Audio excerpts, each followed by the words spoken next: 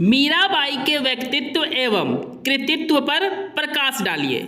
Hindi semester 2 major course का ये बहुत ही इम्पोर्टेंट सवाल है जिसे मैं आपको एक आसान नोट्स के साथ आसान भाषा में समझाऊंगा। अगर मेरा ये नोट्स आपके लिए हेल्पफुल हुआ तो मेरे चैनल को सब्सक्राइब करें, वीडियो को अधिक से अधिक लाइक एंड शेयर करें। चलिए आंसर को डिस्कस करते हैं। कृष्ण की भक्त मीराबाई का जन्म 1498 ईस्वी में राठौर वंश के राजा रतन सिंह के घर हुआ था। दोस्तों, राजा रतन सिंह और रतन सिंह को लेकर विद्वानों में काफ़ी मतभेद है, तो आपको आंसर रतन सिंह या रतन सिंह कोई भी लिख देना है, आपका आंसर सही होगा। इनका जन्म कुड़की ग्राम पाली में हुआ था।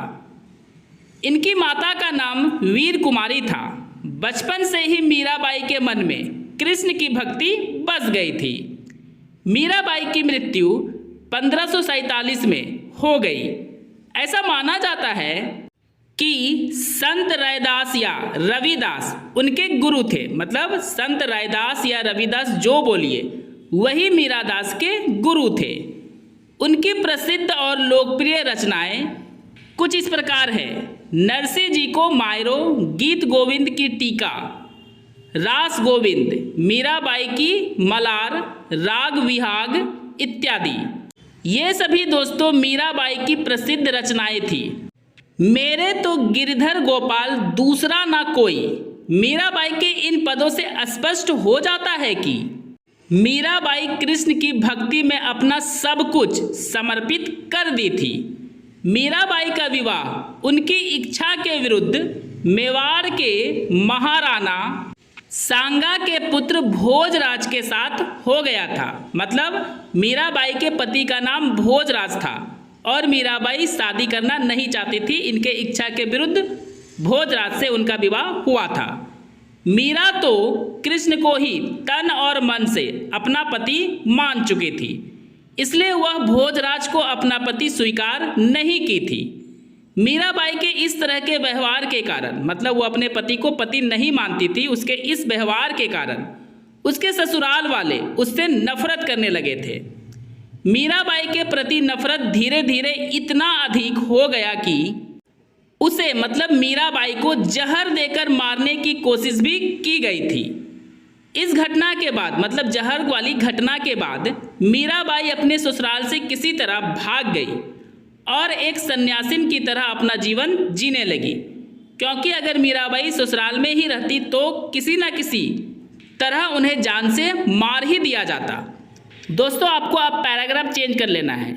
मीराबाई वृंदावन चली गई, मतलब अपने ससुराल से भागने के बाद वो वृंदावन चली गई और फिर वहाँ से द्वारिका जाकर कृष्ण की भक्ति में खो गई।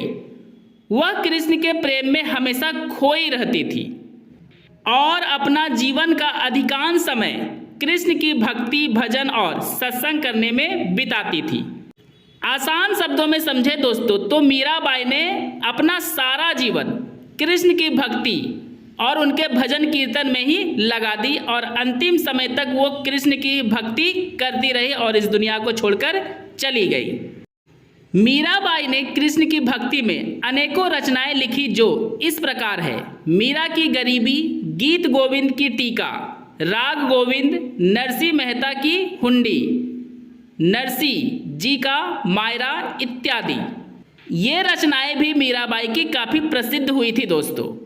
मीरा के काव्य में राज सत्ता, पुरुष सत्ता, लोक रूढ़ी और कुलीनता के विरुद्ध विद्रोह का स्वर जैसा प्रखर है वैसा उस काल के किसी अन्य कवि की रचनाओं में नहीं है।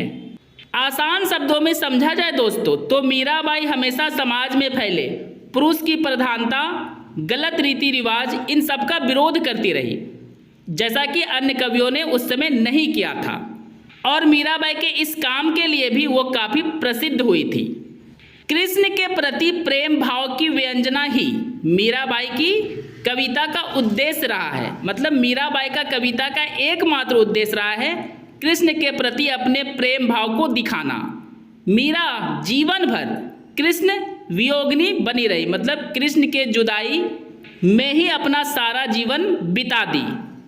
उनके काव्य में हृदय की आवेशपूर्ण विहलता देखने को मिलता है। मतलब उनके काव्य में स्पष्ट रूप से दिखाई देता है कि मीराबाई कितना दुखी हुआ करती थी।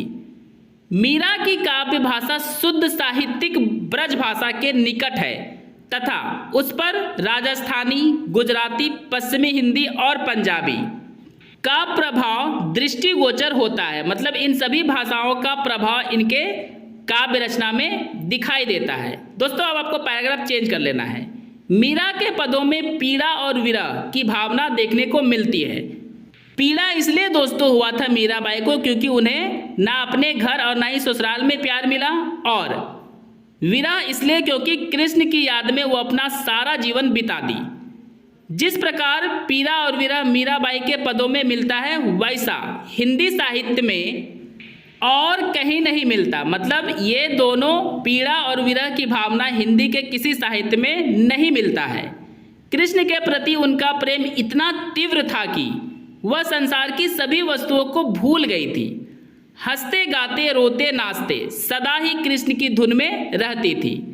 जैसा कि हम लोग जानते हैं कि मीराबाई बचपन से ही कृष्ण की भक्त थी और जब बड़ी हुई तो कृष्ण को ही अपना पति कहती थी और लोक लाज खोकर कृष्ण के प्रेम में लीन रहती थी। मतलब लोगों से बिना शर्माए कृष्ण के प्रेम में ही डूबी और खोई रहती थी।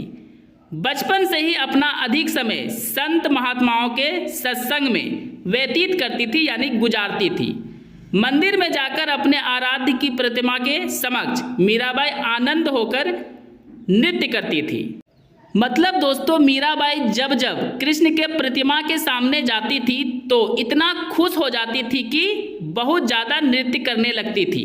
दोस्तों मेरा नोट्स कैसा लगा कमेंट करके ज़रूर बताएं, और अगर हेल्पफुल हुआ है तो मेरे चैनल को सब्सक्राइब करें, वीडियो को अधिक से अधिक लाइक एंड शेयर करें। अब आपको पैराग्राफ चेंज कर लेना है। संक्षेप में हम यह कह सकते हैं कि मीराबाई ने अपना सारा जीवन कृष्ण की भक्ति में बिता दी। वह भक्ति काल की लोकप्रिय और प्रसिद्ध कवियों में से एक थी। यह बात सच है कि तुलसीदास और सूरदास की तरह उनके पास लोगों की भीड़ नहीं थी, परंतु फिर भी वह प्रसिद्ध हुई।